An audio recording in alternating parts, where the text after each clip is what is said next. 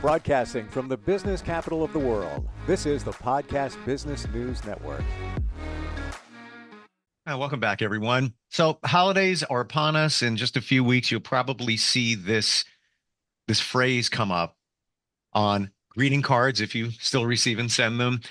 Just messages everywhere. This is the phrase, peace on earth. It's everything. And we're going to prove it today. Why, if you want direction in your life, you can't have any of that. A lot of that, and a lot of things that you want aren't going to happen unless you have peace. What is this thing we call peace? We're going to delve deep into that today with a gentleman who helps people all the time with life coaching, empowerment, understanding what's going on in their lives, why maybe some things are missing, including peace. And he's an amazing psychologist. Dr. John Carney, PhD, joins us again on the program. Welcome back. How you doing? Steve, how are you? Very well, very well. And I'm gonna, be very honest and tell you that the whole peace thing, I used to hear that come up all the time. I don't know if I've ever said this, but I'd be in church and people say, peace be with you, peace be with you. And I'm like, oh, and with you, and with you. I just said it. I didn't really know what it meant. What is this? The only thing I remember is being a kid. Peace, the peace sign. Hey, until you realize that that's what's missing in your life. And then once you attain it or start to, then you realize how other things fall into place. That's my description. I don't know how accurate that is. I'd love to hear your thoughts on that. So very true. And I don't know how many out there watch The Chosen, but anyway, so whenever they approach or move away from folks, say goodbye, they say shalom, shalom, and it's peace, a deeper level of abiding peace. Another thing about that is if a person is looking for direction in life, one of the very best, probably the best way to find real direction, discernment, deeper level wisdom, discernment for all the different decisions we need to make in life. And you take into account a lot of different factors, but when you boil it all down, it's like where do you feel the most peace on the matter, on relationship, on the agenda, on the topic, on the why in the road? Where do you feel the most peace? So, Steve, why in the world what's the big deal with this peace thing? You know? Mm, And how do we arrive at it? mm. So I feel it's a moving target too, because, and I can only speak for myself, but I think everybody has a story and it inspires others when you share it. Only recently, it's going to sound ridiculous, but I'm going to share it. I found peace just laying in bed. And I always would hear from friends, it could be a Sunday, Saturday morning, and I'm in bed, it's 10:30, doing nothing. I'm like, how can you be that? You're wasting the day. You could be doing so many different things. Until I realized that doing nothing is doing something. And a lot of times I'm just chilling and reflecting. And I actually look forward to laying in my bed and thinking, call it meditating. Whoa, yeah. for me, it's peace. And everybody has their own. And that's right. Everybody, it's different to everybody, but it's everything. Now, here's the deal. So, how do we find real peace? Well, it's threefold in my opinion. We've got to become ultimately more deeply connected inside, not superficially, not with the logic so much. Okay, fine, whatever. That's transitionary. But how do we become more deeply connected with our deeper emotional self, with everything that we are on our deeper self, spiritual self, whatever it is? And then how can we connect more deeply? We've talked about this in previous shows, but how can we connect more genuinely, authentically, really, simply with peace with others in that external connection? So it's internally becoming more deeply connected inside. And that, by the way, is through deeper inner healing, Mm, becoming in accountability relationships with safe, healthy, progressive people, and and then externally with safe people. How do we connect, and what are we doing with those relationships? But like you said, laying in bed, well, That's exactly right. Where can we find real rest? Where can we slow down from the fast pace? Mm. Sometimes people pleasing, sometimes performance oriented, sometimes overcompensating, drivenness, and find deeper level rest in all the noise. It's so true. And also disseminating what's important and what's not, because a lot of times we give our time and our energy to others. Does it really support you? And I'm not talking about, being self-serving here, but with being pulled from so many directions, sometimes we need to say, all right, that's not, I don't need to do that anymore. I guess boundaries. I don't need to do that anymore. I need to do this more because I need peace. I need peace. And sometimes you need to put those blocks or those bumpers up, right?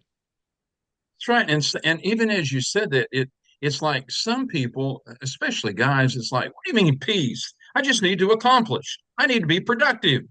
Yeah. What in the world do you mean? I just need peace. Oh, get real. What a wimp. No, not at all. I mean, not at all. If you're getting real and it's your higher level of life level, frequency level, whatever, what is your highest level and deepest level of the real you, the most authentic kind of nirvana level you, is at your highest level of real peace, where it's like it becomes a bubble, where it's very protect. You mentioned boundary, where that peace is actually a protective layer as well, and it's all through this connectedness thing. Wow. I never thought of it that way, John. That peace is almost like part of your shield. That's Mm. right. And don't we do a lot of things as a shield? Don't we do a lot of things to protect ourselves, quote unquote, guard our heart, whatever, distance ourselves from whoever, whatever, however. We do a lot of things to guard our heart, protect our, well, whether it's our ego, our pride, or our deeper organic self.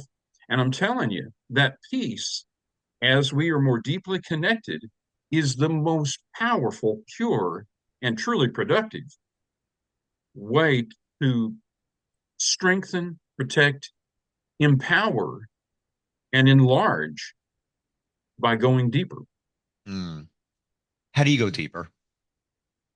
Well, man, isn't that a good question? Now you could tell me you could tell me a lot of stuff on this. There's so many different ways, right? But we started talking about it here. It's like take the time.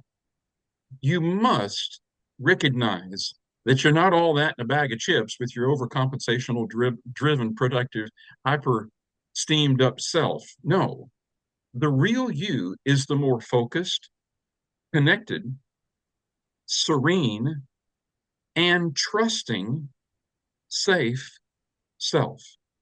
And how we go there is getting real with ourselves.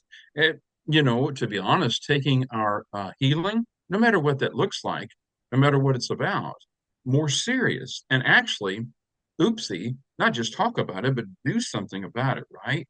I mean, we owe that to ourselves to go after it through life coaching, through counseling, through deeper level psychotherapy, not just fruit picking a watermelon conversation or band aid therapy, but getting deeper and reading books that are really targeting things.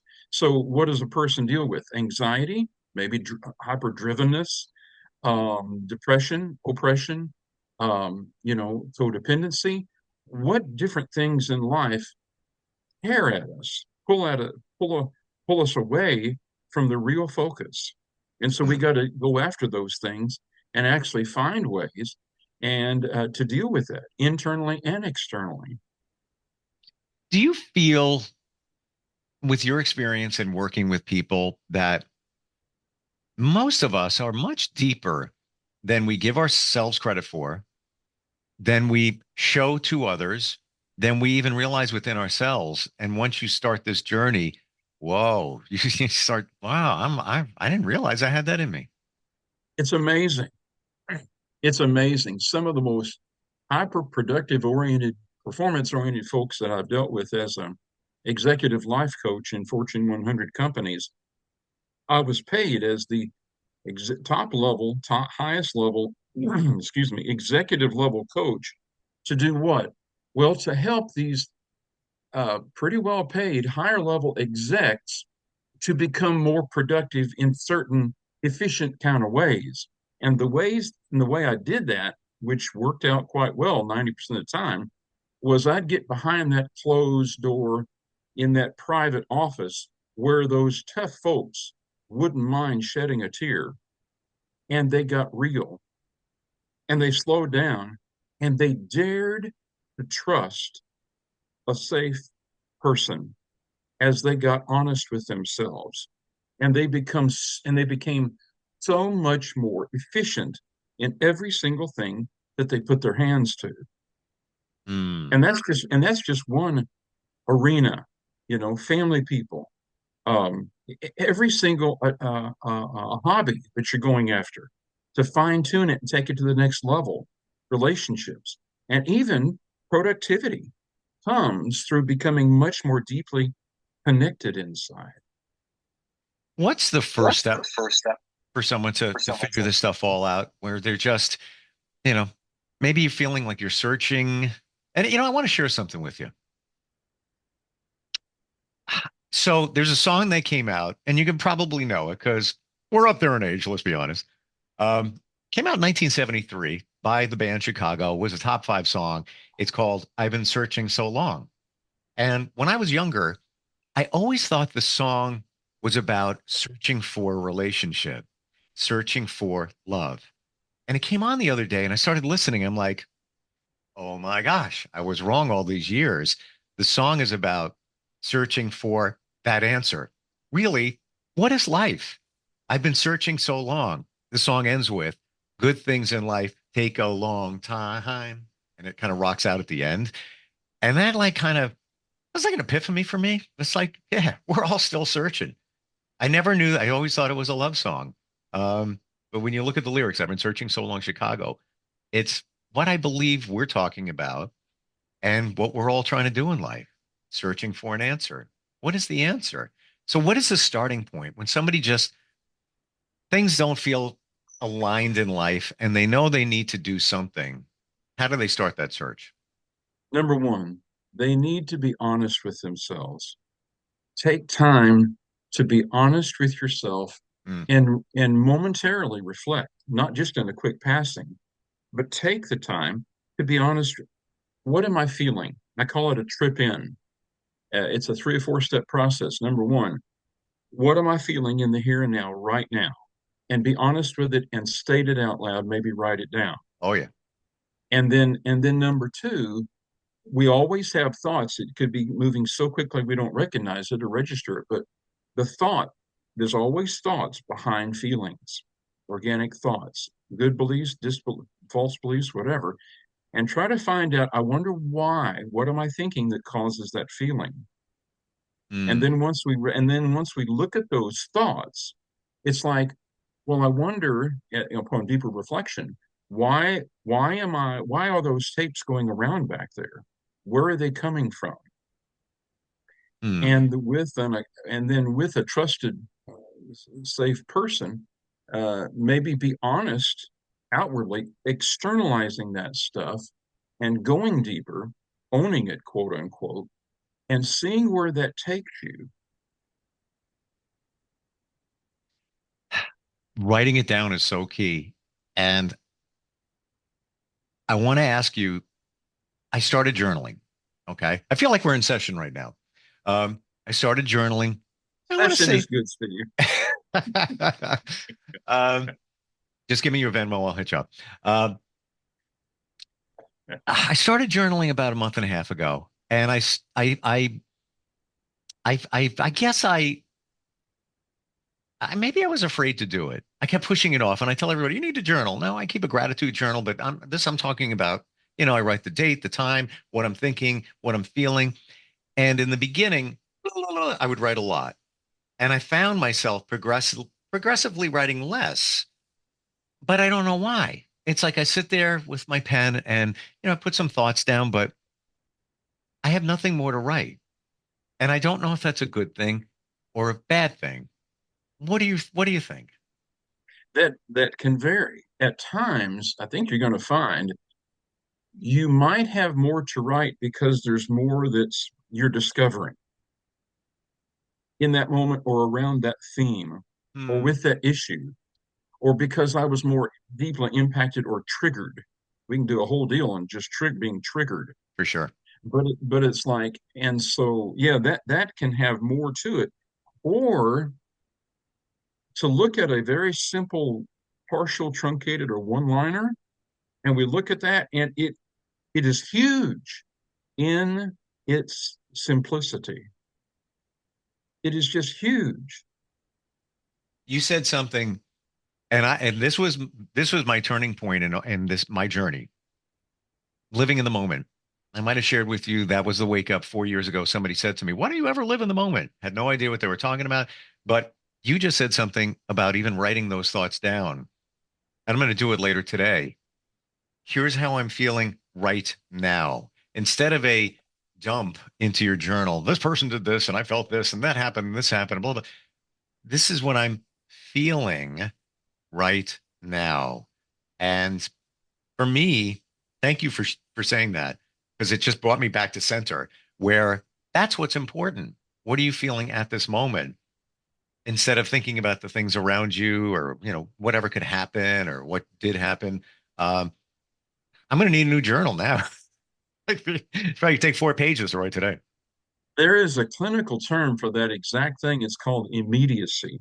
Wow. So when we talk about the who and there and then and over there and what about that, it's more content oriented agenda focus. Yeah. And a lot of folks will be like solution, got to fix things, especially guys want to Best of go the guys. fix things. Yeah. And so, but immediacy is like not over there and then, but it's me and you or me and in the here and now, period, deeply, genuinely, authentically, honestly. And there are so many different levels on the subconscious for us to get in tune with. We could spend our lifetime, just being in the logic realm, more heady, with an agenda, project oriented, whatever, Hmm. versus understanding the real stuff that's more heart based, more authentic, more real me in my gut, my spirit man. In the time we have left for this moment right here, I want to go back for you. When was the moment you felt you found peace? You know, First moment, the first true moment. that's a huge, perfect question for everybody. And I mean, there's different levels, right? Now, this is just my story. It's different for everybody, but this is my story. And when I was 12 years old, May 24th, 1972, um, we were just watching somebody on TV, and it was a powerful teaching thing. And my mom asked me, because I was crying my eyes out, and she said if I wanted to pray, and I did. And I discovered Jesus for me. And so I realized that, we all have a spirit. We're a trichotomous nature being. So we have a spirit, soul, and body, mind, will, and emotions, past, present, and future, three threes. And so, but the deepest core is the yellow of the egg. And for me, until we have something to fill it up, we're kind of empty and searching.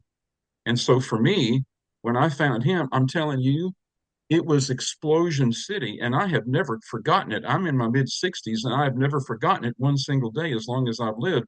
Not because of some religious ought to, have to, should. It was because of, for me, it it blew me away and has never stopped with that power because I was Wow. connected deeply to something bigger, someone bigger, much, much more powerful than I was, that was pure love. As a 12-year-old, did you understand what was happening and that feeling at that moment? And obviously, your family practiced religion, and faith was very important. It sounds like in your family life. Um, were they encouraging you for this? part of your journey, or it just kind of organically fell in your lap? It organically happened. My dad never did till his deathbed. Many, many years later, he didn't know anything about it. It wasn't what we practiced openly. Okay. My mom took me there more so she was connected deeply in that way. But Wow. it was never spoken about too much. It was never, but but it was likely. And again, it wasn't ought to, have to, should at all, but it was incredibly, this is real. And when you're ready, it's available and it's something you might want to check out. Because it was safe and not pushed on me, Mm. and I came to a place where I owned it. I found it. I discovered it, and it was not plastic. It was not, but it was the most genuine, powerful thing I've ever known in my entire life, and have never stopped. What can we say? Realizing it's my source of deeper level connectedness. Wow. Well, I guess it goes back to spirituality. Now, your spirituality is connected to religion, God. Doesn't mean it has to be, but I believe spirituality is something bigger than you. We need to have something bigger than us to believe in, have faith in. And it could be the universe, it could be whatever you want it to be. But without that, it's almost as if you don't have hope. A good point. And I'm not so keen on religion per se as I am a person and a relationship, Mm. because each one of us, we have a need to be connected inside and outside. And if we can find that kind of a level of a source that is a relationship thing, not a performance oriented thing, um, that is transcendent, I think it's what we're truly created for. Mm. Personally, I'm still trying to figure that out. Um, and even the other night, said I think in bed before I go to bed. I'm going into it, just thinking about things. They say that spirits are around you, your spirit guides, Archangel Michael, and whoever you want to believe in. And I actually called upon with my eyes closed. I'm like, if you're there, present yourself. Fell asleep, so didn't get that answer. But I've done it before. But still kind of searching. But I do remember going through a tumultuous time about 3 years ago. A lot of life-changing things, a lot of heavy stuff. And that moment I walked out to my car from this building and I looked up at the sun, I'm like, oh, I'm good. Wow, I feel okay. Like I could do pretty much anything. And I call it my quiet calm. And that's how I describe peace. Like it's like not that I was anxious prior, but I would worry about things, that I didn't need to worry about. And then it got to me a point, where that thing called peace came in, where you feel that resilience, you feel that there's something, we're good, it's going to be okay. Is it always there? And I think you'll admit, well, I mean, this is called life. There's always going to be the ups and downs, but you always know, no matter what your belief is, in that peace, you got that center, that foundation to come back to. That's right. That's where your hope is. Yeah, yeah. Can you? I think if you don't have hope, you don't have anything. That's true. And the people that I deal with in my in session every week, is they're looking for real hope. They're looking to be able to get out of hopelessness and helplessness. Yeah. Like the song says, I've been searching so long. It's like, it took me that long to find that answer and understand what a good song meant. Chicago's awesome, brother. I saw him 2 years ago. I have a venue right literally next to my house, and they came there, and yeah, they Mhm. still got it. They still got it. Mhm. Um, Yep, and once you look at the lyrics of songs, you start to see certain things that you didn't see before. But maybe there's a reason for that. that's Maybe right. That's you right. see. Like, well, how does that go? When the student is ready, the teacher shows up. So There you go. that song That's showed right. up. How does somebody connect with you? Actually, they can order my book, go to Amazon and get my book. It's called Heal Your Soul, permanently, by John W. Carney, PhD. But my website is www.johncarneycoaching.com. John Carney, Carney, coaching.com, or they can email me, johnwc3663@gmail.com. Fabulous talking with you, John. I truly appreciate how you blend a clinical side with research and some data with the personal coaching side, and you make it relatable. It's not too, deep for the room. It's very easy to understand, but it's backed with science as well. Really wonderful the way you do that. Awesome. Thank you so much, Steve. Thank you, John. I appreciate it. We'll be right back. Are you looking for even more of the podcasts and hosts that you love? The Podcast Business News Network is proud to announce that you now have even more ways to listen live. Check out the MyTuner Radio, online radio box, and Simple Radio apps on iOS and Android, or find us online. Search for Business News Network on mytuner-radio.com, or search Podcast Business News Network on streama.com and onlineradiobox.com/US. Take your podcast on the go and don't miss a minute of the action.